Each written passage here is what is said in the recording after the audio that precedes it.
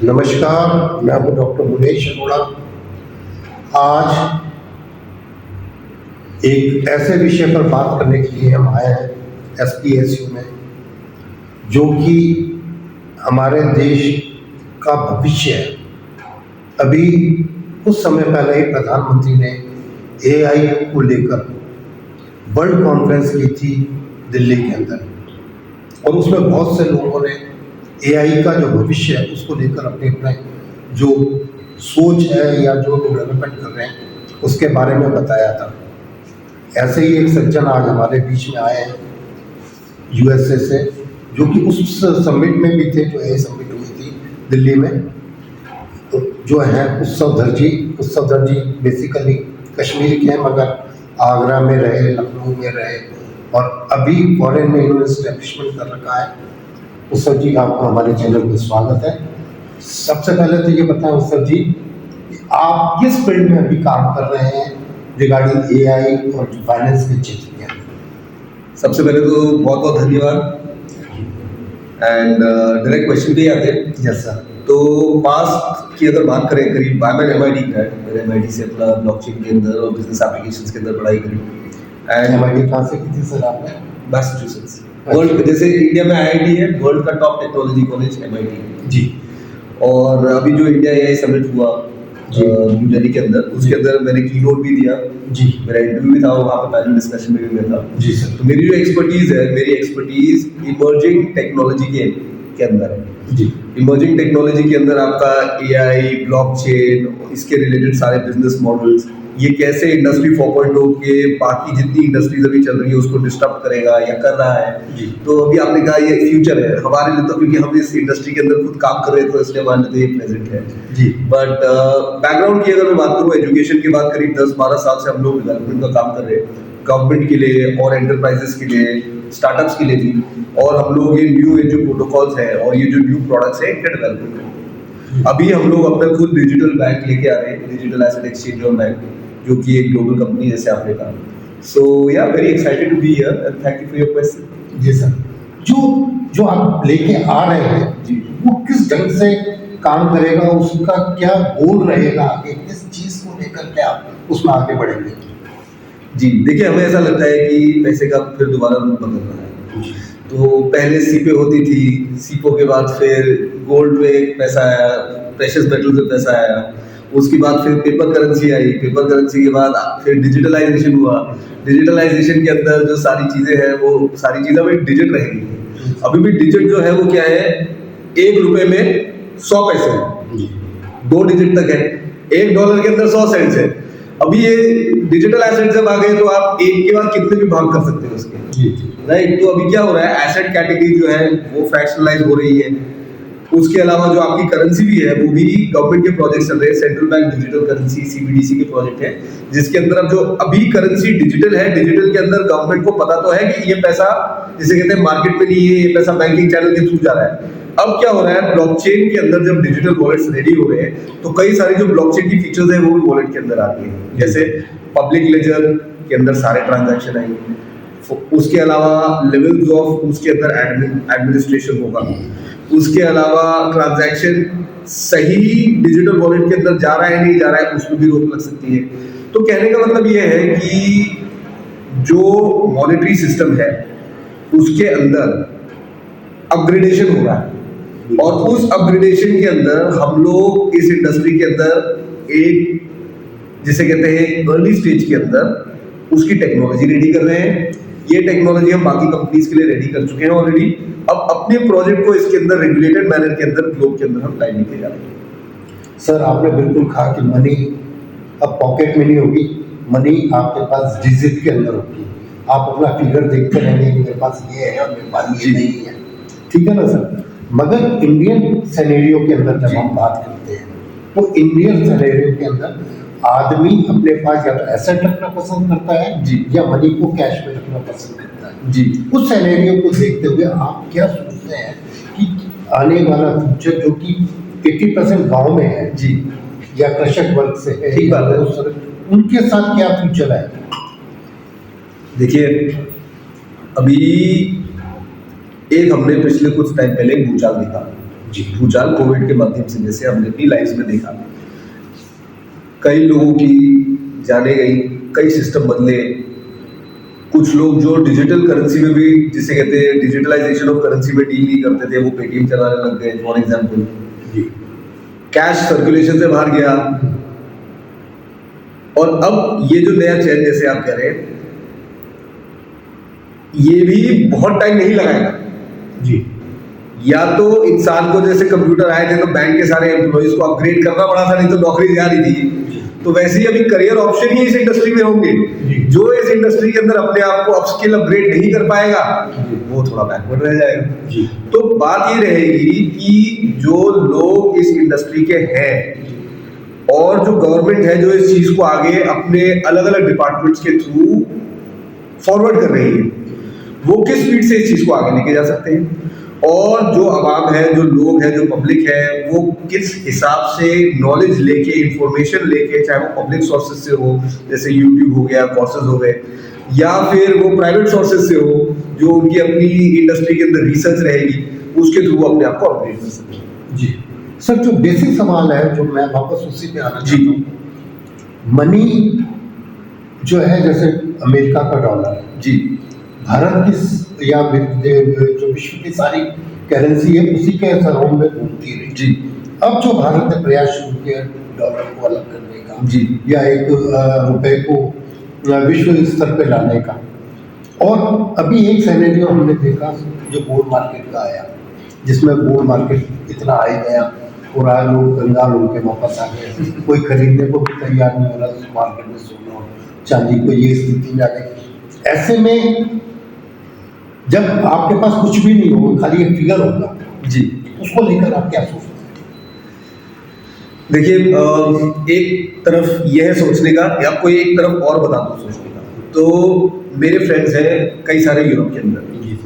मेरे फ्रेंड का एक नेफ्यू है, वो नेफ्यू 16 साल का है। मेरा फ्रेंड मेरे नेफ्यू के साथ पार्क में वॉक कर रहा था, मैं भी साथ में था। मैं बात कर रहा हूँ ऑस्ट्रिया की।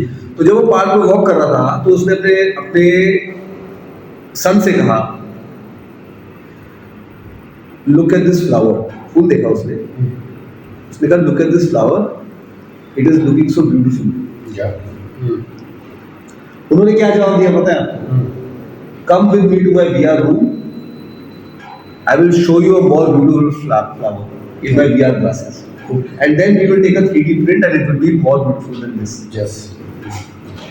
तो ये दो अलग अलग एज ग्रुप है, दो अलग अलग नॉलेज सिस्टम है, दो अलग अलग नॉलेज बेस है। उनको उनके स्कूल में वीआर में 4 घंटे पढ़ाया जा रहा है, तो उनके लिए वो रियलिटी है। और हम लोग जो कि ये पार्ट भी देख चुके हैं लाइफ का, वो पार्ट भी देख चुके हैं लाइफ के, हमारे लिए एक अलग रियलिटी है। बट हम लोग जो सिस्टम के अंदर काम कर रहे हैं, कहने का मतलब हम लोग जो बिल्डर्स हैं, हम लोगों को प्रोडक्ट्स इस हिसाब से बनाने चाहिए ताकि ये लोगों को तो समझ में आ ही रहा है, ये जो नए लोग हैं इनको और ज्यादा अच्छे से उस एडवांसमेंट के अंदर, उस टेक्नोलॉजी के अंदर चीजें सिंपल तरीके से कैसे बताई जा सके, ताकि वो भी अपना डे टू डे लाइफ में उस चीज को यूज कर सके, और साथ में यहाँ से भी रियलिटी ना जाए, यहाँ से भी वो भी चीज जरूरी है। और उस चीज के लिए मेरे ख्याल से एक ग्राउंडिंग तो है ही, जो हमारे से ओल्डर लोग हैं, जनरेशन जो। सर, जो बेसिक क्वेश्चन है कि आपने कहा ये चीज़ भी नहीं जानी चाहिए और इसका भी यूज होना चाहिए।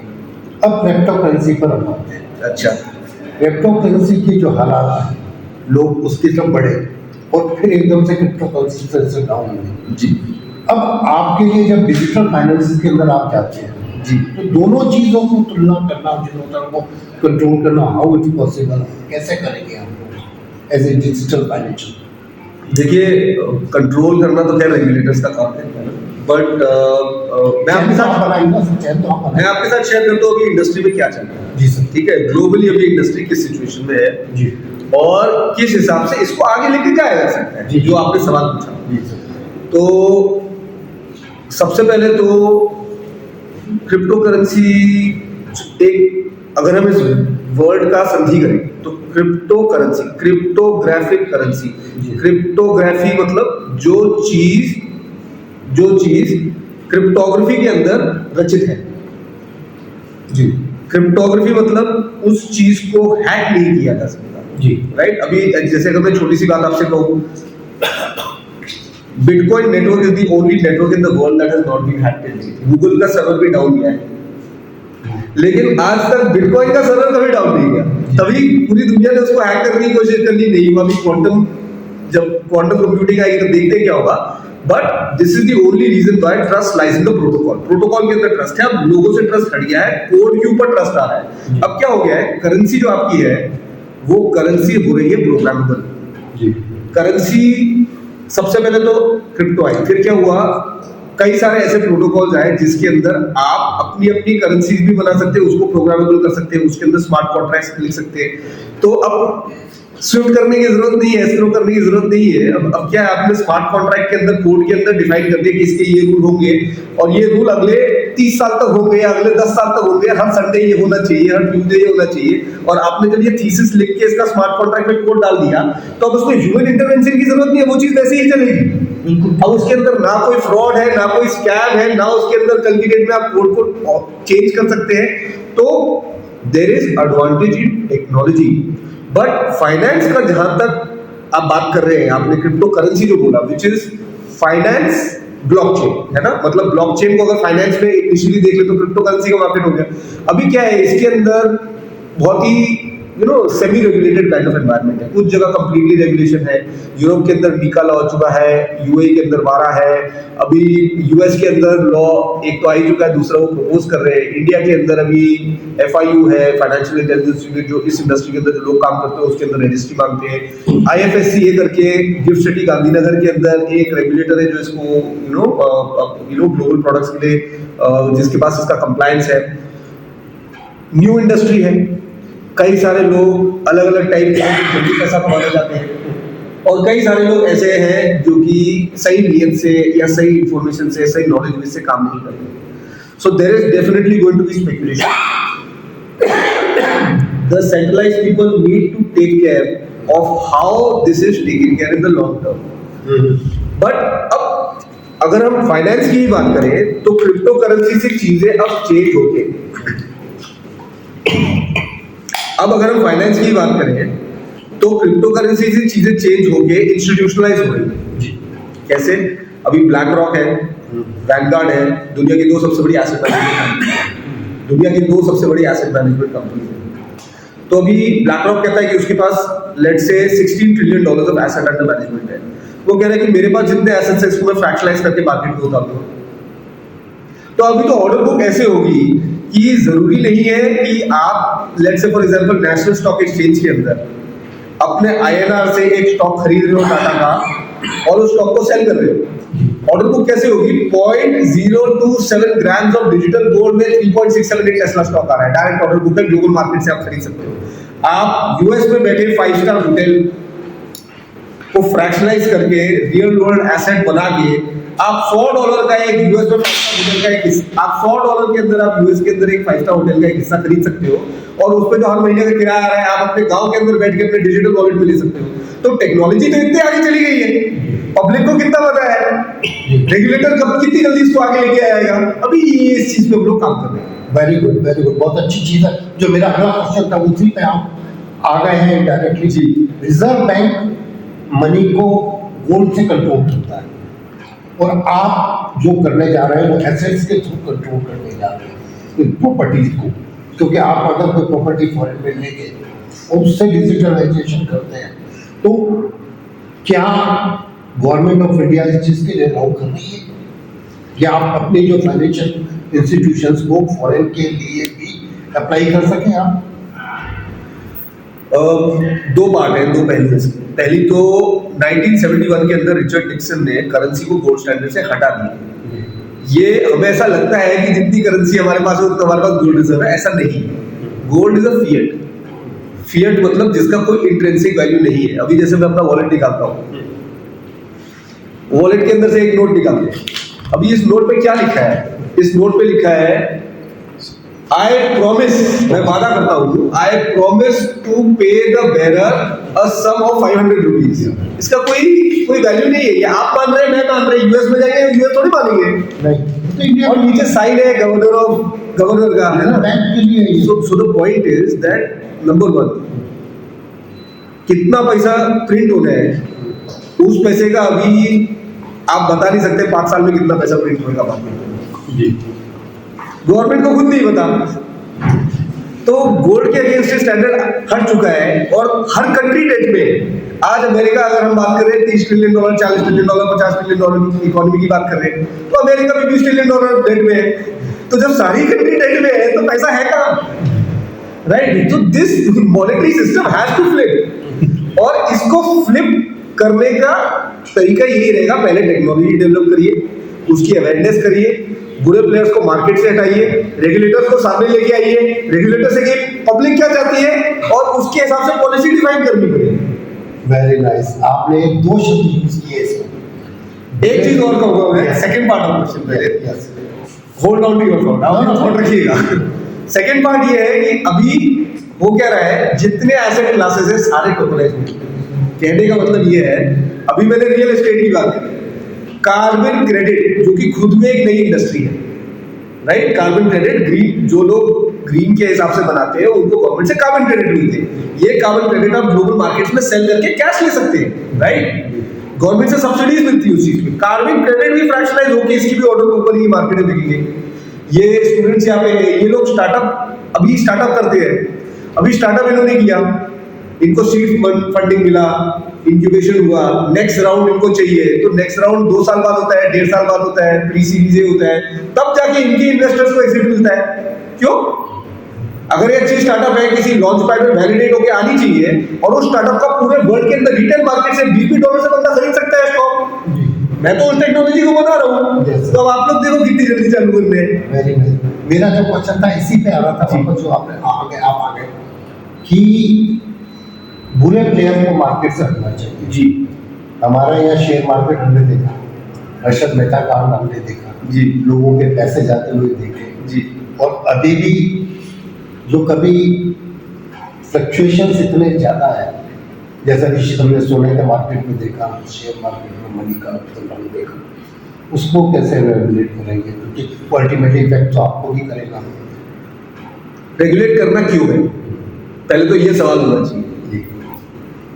तो रेगुलेट इसलिए करना है ताकि लोगों को नुकसान ना हो। यस यस, मेन यही है। Main purpose. अब किस चीज को रेगुलेट करते हैं वो समझते हैं, तो हम बात करें फाइनेंशियल मार्केट की। यस, अब फाइनेंशियल मार्केट का जिसे कहते हैं बेस क्या है, तो फाइनेंशियल मार्केट का बेस ही ग्रीड है, right? Let's get real, right? तो हम बात ये कर रहे हैं कि एक इंडस्ट्री जो कि ग्रीड पे निर्भर है, उसमें ग्रीड को कंट्रोल किया जाए। किसी की ग्रीड कंट्रोल होगी तो किसी को नुकसान कंट्रोल होगा, राइट? तो ये ना बड़ा एक फिलोसॉफिकल सवाल है। इसके अंदर हर 10 साल में रेगुलेटर अपने रूल बदलेगा, जो मार्केट को डोमिनेट करेंगे वो अपने हिसाब से रूल लिखवाएंगे, और ये चीज कहते हैं ना, बड़ी मच्छी छोटी मच्छी को खाती है, तो चलेगा चाहे। अब तो मैन वर्सेस मशीन है। आज मार्केट में आप ट्रेडिंग करो, मैंने यहाँ पे अपने बॉट्स लगाए हुए, मेरे तो सिस्टम के अंदर एल्गोरिथम चल रहे हैं, तो मेरे तो मैन वर्सेस मशीन हो रहा है। तो things are moving really fast, but regulators also need to be upgraded. Regulator को भी अगर टेक्नोलॉजी के बारे में नहीं पता होगा, वो अगर 25 साल 30 साल ब्यूरोक्रेसी से आ रहा है, उसी को नहीं पता कि इस सिस्टम को कैसे रेगुलेट करना है, वहां दिक्कत है।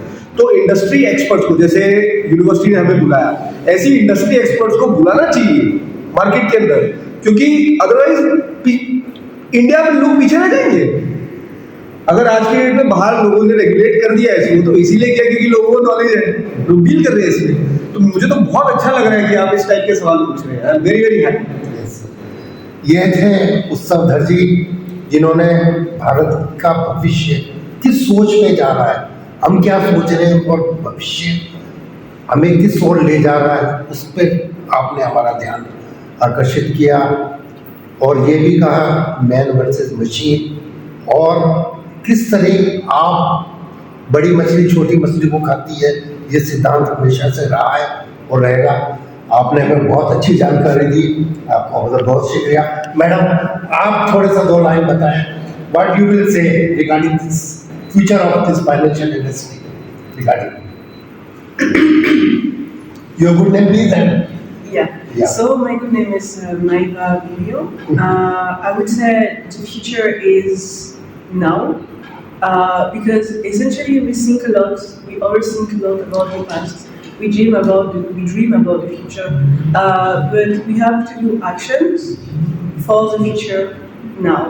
And yeah, we can see that institutions are moving through blockchain, and Web3 are moving to institutions. So essentially, it would be a world where Web3, so blockchain, crypto, will be institutionalized and more regulated, trustful. I mean, it's still trustworthy, but people would understand also how finance in crypto works, and they would actually use apps that they don't need to understand how it works, right? Because, for example, you don't know how your food is delivered, you don't know how other app, like, I don't know, YouTube works or things. You just use the app. So I think that's how it would work.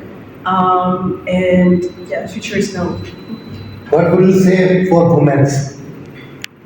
For women, what we will say? Allowed. Regarding finance, because in India, in the dark period and when financial process, women save the men because they have their own money in pocket, and at the time of requirement, they come with the money. When you have raised money, then women what will do?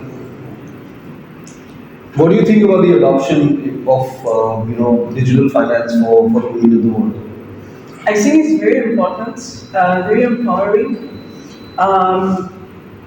Because, as you said, there is a lot of women, but a lot of women that don't have access to bank, that don't have access to their own asset, and so I believe that it will be more empowering. Women will have more freedom. I believe with my heart and with my action as well, and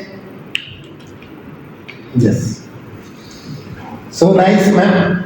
Thank you. Sir ये question मैं आपसे वापस दोबारा पूछूंगा, मेरे मन में रह जाएगा नहीं तो। भारत के अंदर जी जब खराब समय आया, जी रिसेशन आए, जी तो वुमेन्स ने इकोनॉमी को संभाला, जी। क्योंकि उनके पास दबी हुई मनी थी, जी। उनके पास सोना था, चांदी था। जी। जब आप सब कुछ डिजिट कर देंगे तो लेडीज के पास क्या रहेगा? उनके लिए क्या सोचते हैं आप? सवाल बड़ा इंटरेस्टिंग है। जरूर कुछ पर्सनल एक्सपीरियंस रहा होगा आपका इसमें। तो मैं आपको एक एग्जांपल देता हूँ। तो अभी डिजीमाया में जैसे हमने क्या किया, तो डिजीमाया के अंदर हम लोगों की एक डिजिटल अवतार है। 39-year-old डिजिटल अवतार है, उनका नाम है मैडम माया। अब मैडम माया क्या है, 39-year-old लेडी है, और हम लोग का क्या है, उनका एक एजुकेशनल सीरीज चल रहा है। मतलब जो भी प्रेजेंटेशन होता है, एजुकेशन सीरीज होता है, वो उनकी ज़बानी होता है। अभी उनका 19 साल का लड़का है, उसके साथ फाइनेंस की कम्युनिकेशन, उसका एक सोचिए 3 मिनट का वीडियो कि डिजिटल एसेट के ऊपर एक कम्युनिकेशन हो रहा है, और उस 3 मिनट का वीडियो को देखने के लिए 30 रुपए की कमाई, इंसेंटिवाइज। उनका एक अपने फादर इन लॉ के साथ में 3 मिनट का वीडियो कि ब्लॉकचेन वॉलेट को कैसे इंटीग्रेट करते हैं, वो आप 3 मिनट का वीडियो देखो, उस पर आपकी 30 रुपया की कमाई।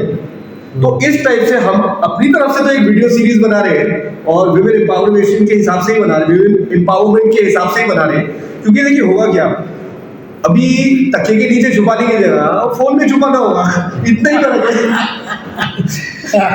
ये से उत्सव दर्जी ने भारत के फ्यूचर और फाइनेंशियल कंट्रोल कैसे डेवलप होगा उसके बारे में बताया। हम चाहेंगे कि एक बार फिर कभी आपसे मुलाकात करें, उसके बाद जब आप इस चीज़ को आगे बढ़ाएंगे भारत में, तो मैं चौहान साहब से कहूँगा कि एक बार फिर मुलाकात हमसे करिए और हम फिर एक बार इंटरव्यू करेंगे। आपने हमें समय दिया, बहुत बहुत welcome, thank you so much.